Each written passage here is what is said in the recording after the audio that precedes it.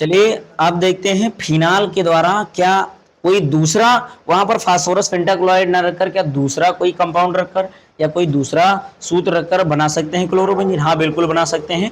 ये हमें सजेशन मिला हमारे प्यारे बच्चों से। वो आपका सूत्र क्या है? C6H5OH। क्या है ये फिनाल है। क्या है ये? फिनाल है। अब इसको मैं किसके साथ रख दूं? NaCl, जो कि ये क्या है? सोडियम क्लोराइड है। ये फिनाल है, ये सोडियम क्लोराइड है। क्या है? ये फिनाल है और ये सोडियम क्लोराइड है। अब इस पर प्लस चार्ज, इस पर माइनस, इस पर प्लस चार्ज, इस पर माइनस। अब ये क्या करेगा? इससे रिएक्शन करेगा। अब इससे रिएक्शन करेगा तो क्या बनाएगा? C6H5Cl। दूसरा क्या बन जाएगा? NaOH। तो अगर आपसे कोई कहे कि हाँ दूसरे के द्वारा बन सकता, हाँ तो बिल्कुल बन सकता है। समझिए ना, बिल्कुल बन सकता है। कैसे? कि जब हम क्या करेंगे, फिनाल की अपक्रिया सोडियम क्लोराइड से, ये क्या होता है भाई? सोडियम क्लोराइड होता है। क्या होता है? सोडियम क्लोराइड होता है। और इस सोडियम क्लोराइड को हम किसके साथ रख देंगे? फिनाल के साथ। तो क्या प्राप्त हो जाएगा? क्लोरोबेंजीन। और क्या प्राप्त हो जाएगा? क्षार, जो कि क्या होता है भाई? ये एक स्ट्रॉन्ग बेस होता है, ना कि बिक्स बेस होता है। ये कैसा है? स्ट्रॉन्ग क्षार है, जो कि कास्टिक सोडा बोलते हैं इसे। क्या बोलते हैं भाई? कास्टिक सोडा, जो कि आपके न्यूमेरिकल में दिया जाता है। अक्सर 40 ग्राम कास्टिक सोडा करके एक न्यूमेरिकल बना नहीं बना, तो ये है कास्टिक सोडा। तो ये फिनाल के द्वारा प्राप्त हो गया। और सर किसके द्वारा? एक आपने नाम सुना होगा, गाटरमान अभिक्रिया। देखते चलेंगे, जिसके पास क्वेश्चन में तो उसको देख लेंगे, अन्य स्टेट के हैं तो वो भी देख सकते हैं। तो ये गाटरमान अभिक्रिया क्या होता है? ये गाटरमान अभिक्रिया, ये गाटरमान अभिक्रिया होती है। इस अभिक्रिया द्वारा आप क्या प्राप्त कर पाएंगे भाई? क्लोरोबेंजीन। क्या प्राप्त कर पाएंगे? क्लोरोबेंजीन। कैसे प्राप्त होगा? पहले ओरली सुनते हैं। कैसे सुनेंगे भाई? ओरली। जब आप क्या करेंगे, बेंजीन डाइएजोनियम लवण, वही जिसके द्वारा आपने क्लोरोबेंजीन को प्राप्त किया, वही बेंजीन डाइएजोनियम लवण है। सूत्र क्या होता है सर? फिर से जान लेते हैं, C6H5N2Cl। एक इसका सूत्र होता है बेंजीन डाइएजोनियम लवण का। अब इसको हम क्या करेंगे? कॉपर चूर्ण और HCl की उपस्थिति में क्या करेंगे भाई? हीट करेंगे, गर्म करेंगे। तब हमें क्या प्राप्त होगा? क्लोरोबेंजीन प्राप्त होगा। यही क्या कहलाता है? गाटरमान अभिक्रिया कहलाता है। चलिए भाई देखते हैं, C6H5N2Cl, इसकी उपस्थिति में कॉपर का चूर्ण होना चाहिए। चूर्ण का मतलब पाउडर। और किसके? HCl की उपस्थिति में क्या करेंगे भाई? हीट करेंगे। अब हीट का सिंबल क्या होता है? ये होता है ना। अब इसको यहाँ पर C6H5Cl बनाना क्या है? दिमाग में यही रखना है, क्लोरोबेंजीन बन गया। और दूसरा क्या हो जाएगा? नाइट्रोजन गैस जो होगी वो क्या हो जाएगी? वायुमंडल में, एटमॉस्फेयर में चली जाएगी। आपको क्लोरोबेंजीन बनाने की 3 से 4 विधियां, मेथड आपको प्राप्त हो चुके हैं। अब क्या जानेंगे? फिजिकल प्रॉपर्टीज क्या होती हैं और केमिकल प्रॉपर्टीज क्या होती है, इसके विषय में जानेंगे। क्या क्या चीजें? पहला आपको जानना है भौतिक गुण क्या होता है, दूसरा क्या है रासायनिक गुण। इसको आप नोट करेंगे, उसके बाद में इसको रिपीट करते हैं। ठीक है, तो इसको लगभग लोग नोट कर चुके होंगे, है ना। चलिए मिटाते हैं। तो अब जानेंगे क्या चीज? क्लोरोबेंजीन के गुण कितने हैं। कितने गुण होते हैं भाई? 2 गुण होते हैं। पहला कौन सा होता है आपका? पहला है भौतिक गुण, दूसरा है रासायनिक गुण। तो पहले हम क्या पढ़ेंगे? भौतिक गुण। तो आप जानेंगे क्लोरोबेंजीन के गुण क्या होते हैं। गुण बोले तो इंग्लिश में प्रॉपर्टीज क्या होता है। प्रॉपर्टीज किसके बारे में? प्रॉपर्टीज के बारे में जानते हैं। गुण, पहला गुण होता है बाबू आपका कौन सा? भौतिक गुण। क्या होता है? भौतिक गुण। क्या होता है?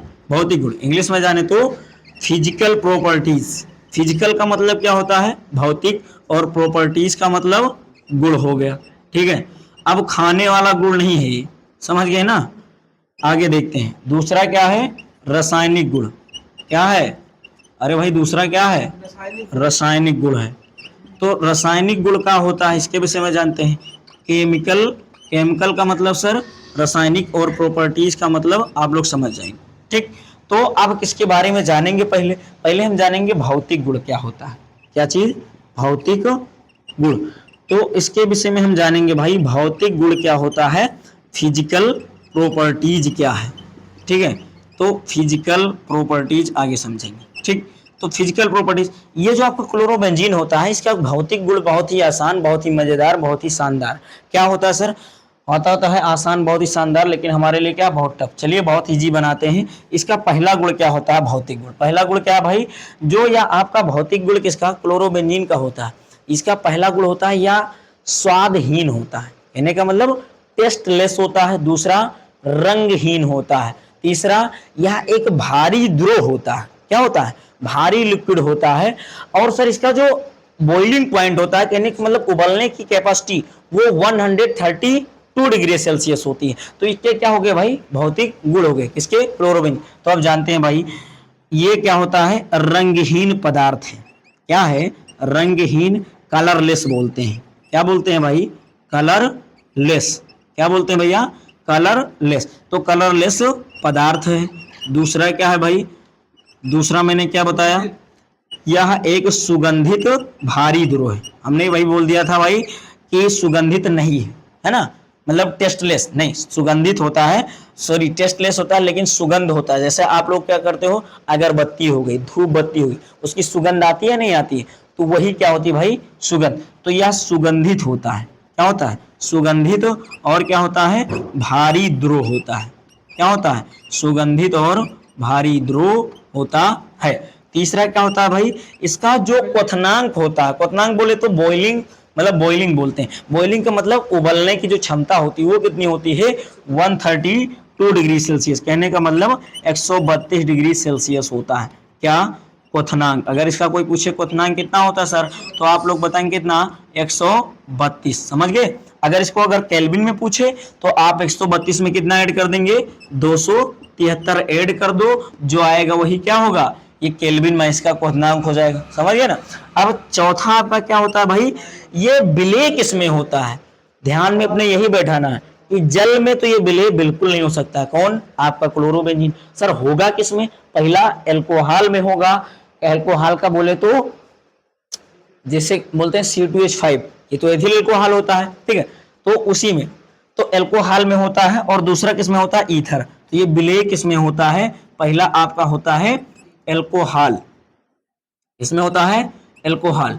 दूसरा किसमें होता है, ईथर। ईथर का सूत्र क्या होता है सर, ROR क्या कहलाता है, ईथर।